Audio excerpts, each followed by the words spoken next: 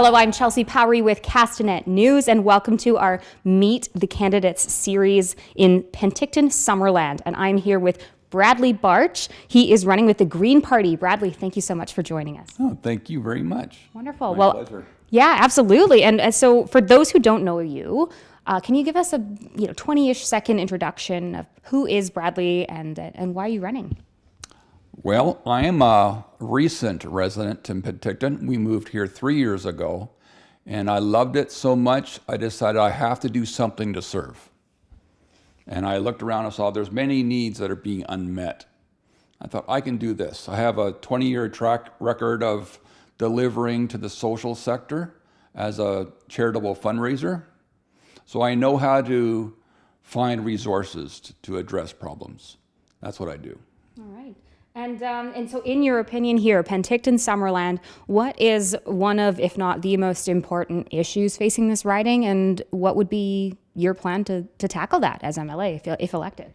Well, one of the things I think we're all aware of is the homelessness. And that does not have, we have to stop treating the symptoms. Homelessness is a symptom of poverty and a myriad of other issues. But we can't just be looking at the symptoms all the time. And I know in talking to citizens in Penticton and Summerland, homeless makes them very uncomfortable, makes them not feel safe. It's linked to many other issues. And I think Penticton can be a leader in how it loves the homeless and gives them dignity and brings a more equitable society to bear. And you're running as a Green Party candidate. What's that choice mean for you? Well, for me, it really was looking at the various parties to see what their primary values are. And when I read the values of the Green Party, I told my family, I could have written this.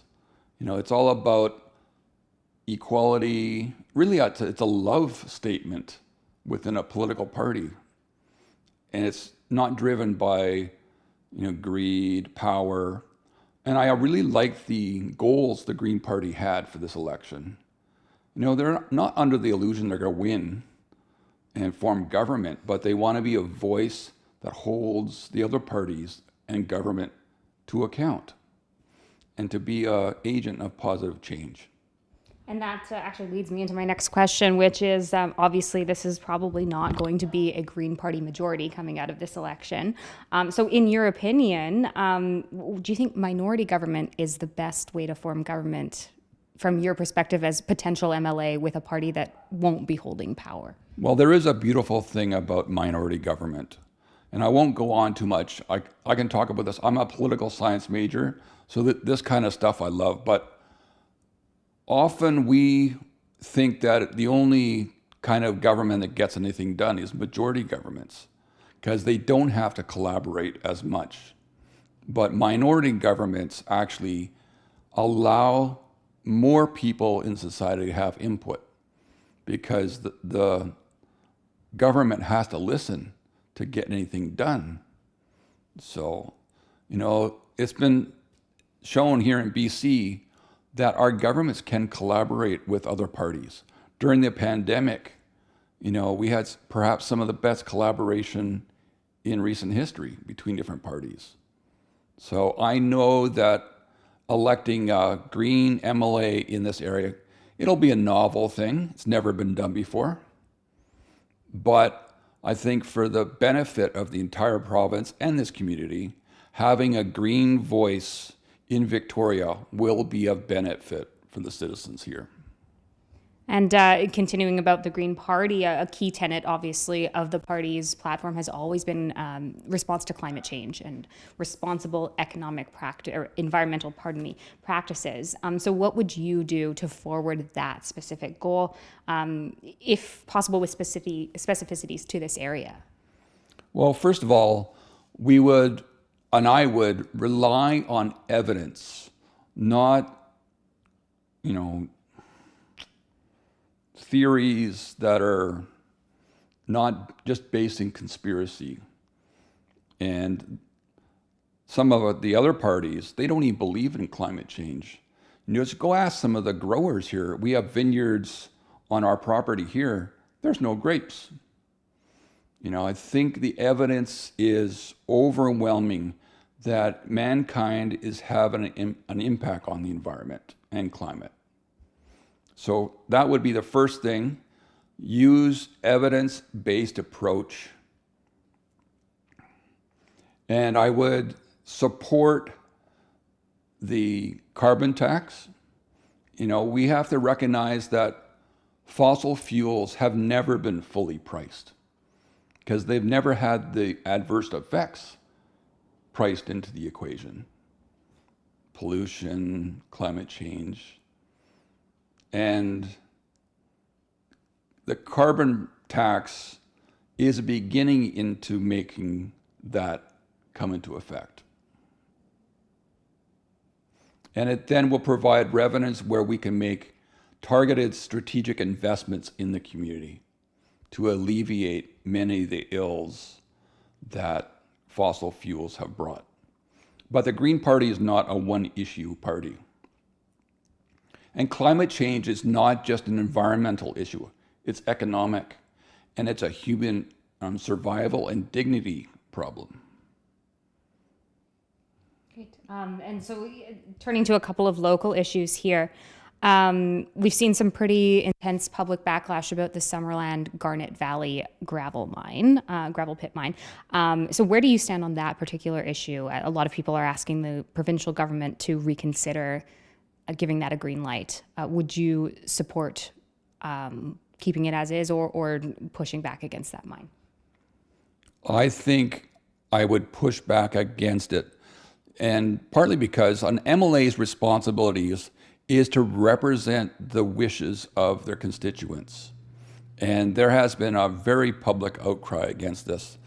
But the Green Party is more in favor of moving away from an extraction-based economy to a production and intellectually based economy.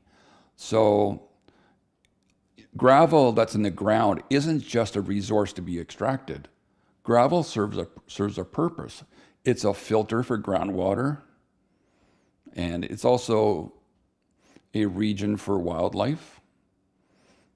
We can't continue to go on just looking at the planet going, wow, there's more to be extracted.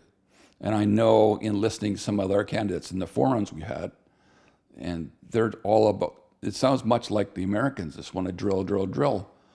But BC can do much better than that. And we can move away from just extraction and taking whatever the earth can give. We can give to it. Another big issue on a lot of people's minds here in this riding is access to primary care, health care. Having a family doctor or having that person that you can call and rely upon. There's a shortage of doctors, as you know. What would be your role as MLA, if elected, in making sure that that crisis is addressed? Making sure that our healthcare system isn't the victim of cuts. And we've seen previous governments, the only answer they have is austerity programs. That is not the solution to delivering more doctors and more primary care. So I would work to protect and enhance what we have. And then a final other local issue, well, it's all over British Columbia, but a sort of a shortage of housing, a shortage of available housing stock, and also affordability. This current provincial government has been pushing local municipalities to increase density and also putting strict rules on Airbnbs and those types of rentals as their solution to increasing housing stock and affordability. Is that the right tactic, and if not, what would be your, I guess, how to address this issue? I believe municipalities need to be the key voice in developing the kind of community they want. I just saw in the news yesterday a proposal for a 40-story building in Kelowna. Does that fit with what people want for their community? Not that I know of. And I believe the citizens and the local council of Penticton and Summerland it's their right to develop their official community plan and inform their MLA and vis-a-vis the provincial government. What are their desires for the community? Rather than having Victoria dictate what each community should look like as far as density. And there are, land constraints here as there are in many communities. And we need to respect the land rights that are here.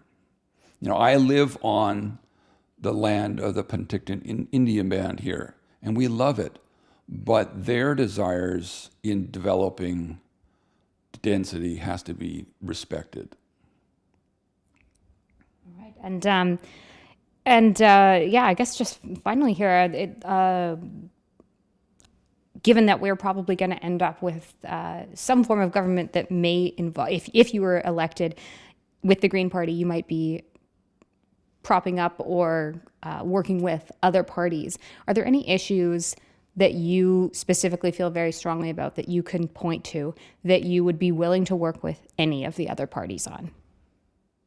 Well, I'm willing and have throughout my career worked with people of differing belief systems. My responsibility is to reflect the desires of Penticton Summerland and bring those to Victoria. All right. Well, that's a good note to end on. Thank you for joining us, Bradley. Click to Castanet for more candidate interviews ahead of the general election on October 19th. For Castanet News, I am Chelsea Powery.